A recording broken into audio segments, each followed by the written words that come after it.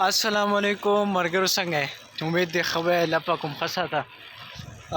تاسو ته یو شارټ شانتي میسج دی چې بای تاسو کوم سټوډنټس دي سپیشل د هغوی دپاره میسج دی تاسو په ټیم باندې خپل سبق خپل تعلیم جاري وساتئ او څونه چې هم دنه کېږي نو ټایم مه ویسټ کوئ ټایم باندې کالج ته سکول ته ځئ او په ټایم باندې یونیورسټي د هغې چې څه ټایم چټي کېږي کم ریکوایرمنټس کم پالیسي دي نو په هغې باندې تاسو کوشش کوئ چې پوره هغه رول ریګولیشن فالو کوئ څنګه چې مونږ سهار وختي راغلي وو برو سهار څه ټایم مونږ راوتي وو سهار مونږ 7:30 بجې 7:30 بجې مونږ د کور نه راوتي وو راغلي یونیورسټۍ ته اوس چټي وشوه روان یو دې ټایم خو اوس مونږ په پل څوکۍ کې یو اوس په څه ټایم برو تقریبا 20 منټه او 1 بجه ده اوس 20 منټه او 1 بجه د 1 بجه باندې زمونږ چټي وشوه او راووتو نو مطلب مې دا دی چې تاسو څونه هم دنه کېږي نو خپل ټایم مه ویسټ کوئ او په ټایم باندې کالج ته ځئ په ټایم باندې راځئ او څومره یونیفارم څومره ریکوایرمنټ چې دی خو ما تاسو ته د دې نه مخکې وویل چې په هغې باندې تاسو کوشش کوئ کم اسایمنټ چې نو په ټایم باندې تاسو جمع کوئ پریزنټیشن ته کوشش کوئ چې تاسو ښه پریزنټیشن کوئ د دې نه مخکې مونږ چې پریزنټیشن کړی نو هغه ډېر ښکلی شوی ماشاءالله زموږ په ګروپ کې 9 کسانو مونږ په 9 کسه باندې زموږ پریزنټیشن زموږ د کلاس د طرف نه مونږ پریزنټیشن ورکړی و مونږ خپل ټول کالج زموږ خیال دی چې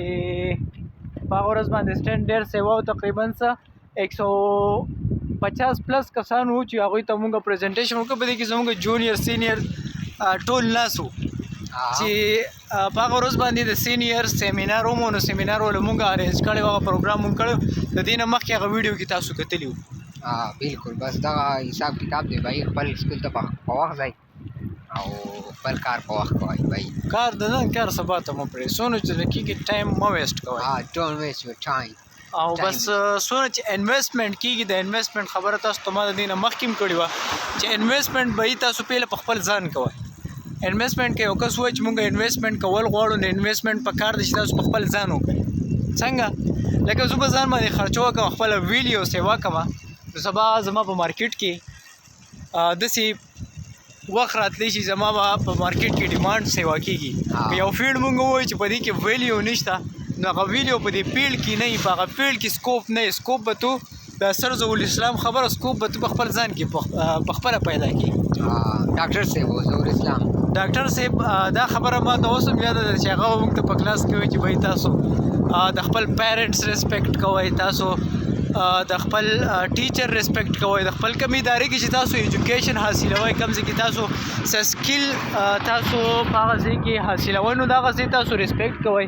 په کم بوک باندې کم بوک نه چې تاسو ایجوکیشن اخلئ کم لرنینګ کوئ د هغې ریسپیکټ کوئ نو د سر تھینک یو سر ته سلام ما د طرف نه ورته 2 پیرې سلام وعلیکم السلام